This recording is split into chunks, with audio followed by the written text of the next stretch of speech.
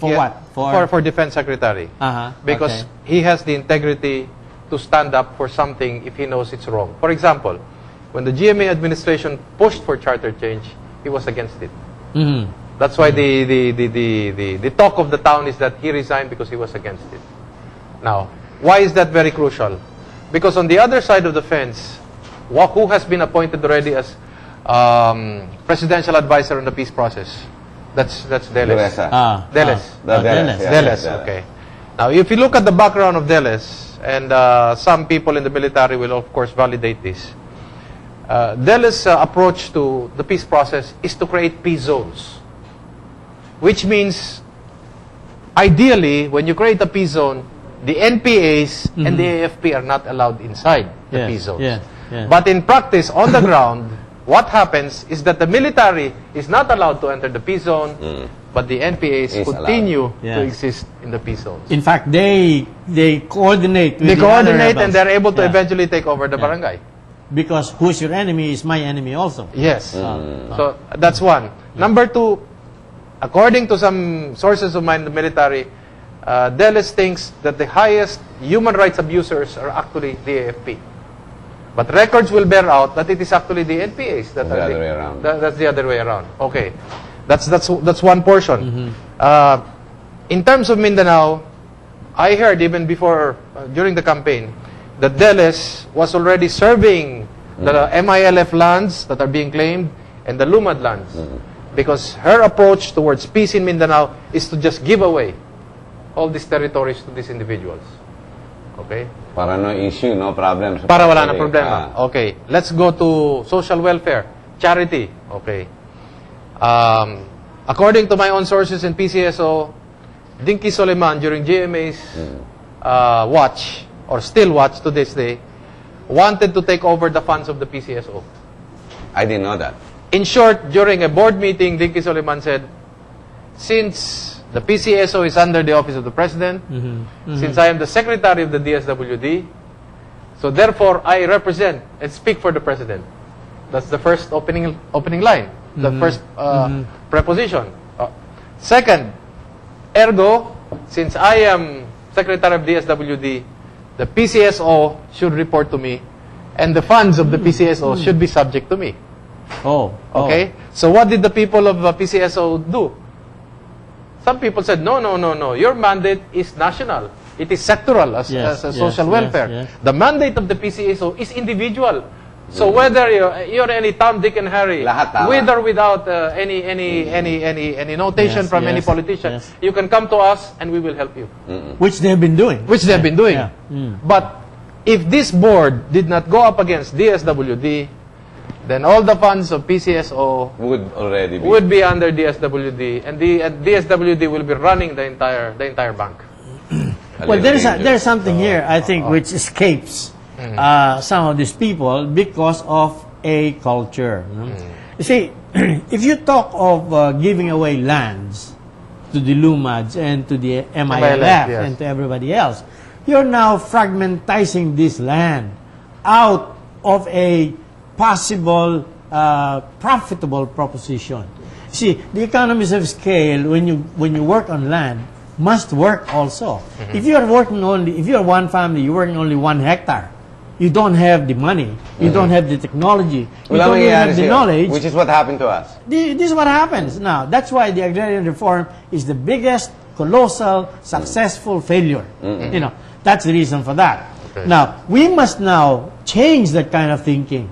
Because what matters is the land productive? Is the land giving the people the money? Is it producing? Yes. You see, in Hong Kong, I understand there are only 2 lots which are privately owned. And this is the one where the Catholic Cathedral is, and the other is the Embassy of the United States of America. And everything else is owned by the government, and it's leased out on a 99-year lease. Therefore, the people, what do? They put up infrastructure. They put up buildings. And they put up the business. And there is a constant income out of those things. Therefore, the land is productive. And the government is assured of taxes. The government is assured of income. The people in the government are assured of employment.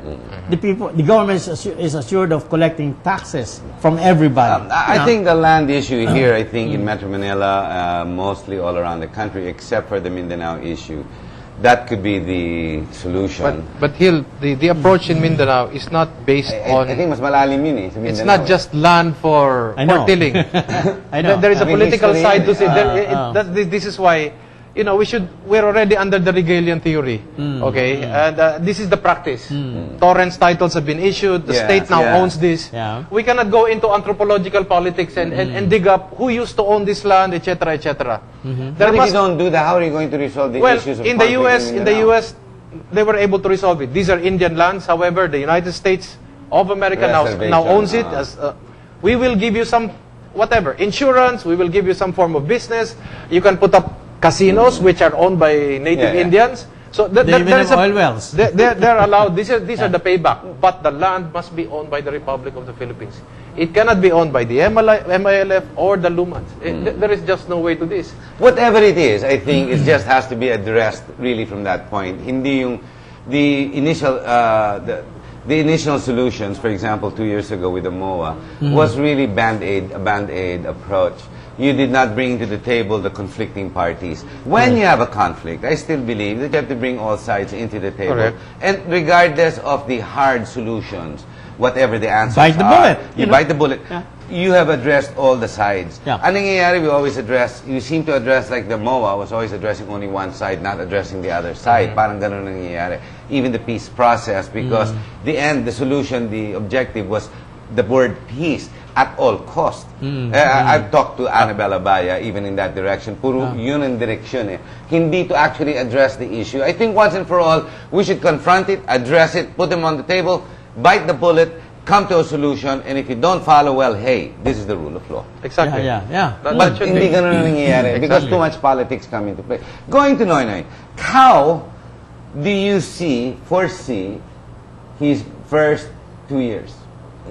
Will he succeed with his campaign promise based on the way he's going now? So it seems, I mean, the newspapers, the media is telling us, hindi pa filled up eh. Ang daming posisyon kailangan i-fill up eh. Hindi pa handa eh. In terms of policy, Harry, I mean, do we put Boy Abunda in front now or do we put him tomorrow? they're saying Diba? Ding Dong Dantes, diba? And everybody else, why not? Let's have the whole crew. Harry, 2 points. I'm not going to defend Boy Abunda, but this much I can say. It is not his fault if he is being recommended. It should always fall on the mandate, the person who is recommending him. So therefore, if the person will recommend him, if President Noynoy will recommend him, it is not Boy Abunda's fault. It is the fault of the president who is recommending him. Okay, so let's... kawawa naman si Boy Abunda dito because... No, that's one, I criticized heavily the role of the people who are not supposed to be there. Okay. But because of his being close, because of his sister, Chris.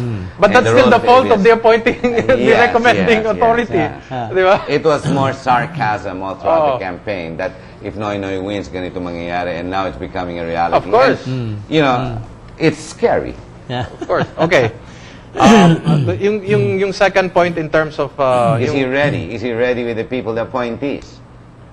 I think what's going to happen here will be sort of like a reprise of the Cory Aquino administration where there will be teams that will be going through the entire gamut of names and personalities at the end of the day. And it will be presented to the president-elect and he will be the one who will choose. But the hard work will actually be done by teams. Yes. How? When you choose, hindi naman pwede kilala niya lahat itong mga tao. Hindi talaga. Hindi. So kung sino bumubulong sa tenga niya, kung sino nandoon, kung sino may access sa kanya, at kung sino yung pinagkakatiwalaan niya, sabihin niyo, boss, okay yan. Kung kanyari, 10 sila, sasabihin, boss, okay yan, boss, okay yan. No, ang dapat Madadamay ang itong dapat presidente mangyari, nito. ang dapat mangyari, yung kanyang team na who will qualify these people. Yun ang kanyang headhunters eh. Yun ang kukuha ng mga tao. Pag gumawa sila ng kanilang recommendation, that's it. That's the final recommendation. And now it's up to him because in the presidency, the president is a lonely man. He's the only one who has the mandate and therefore must stand by his decision. And he is single. Anything, yeah. You know, in private Yeah. companies, Okay.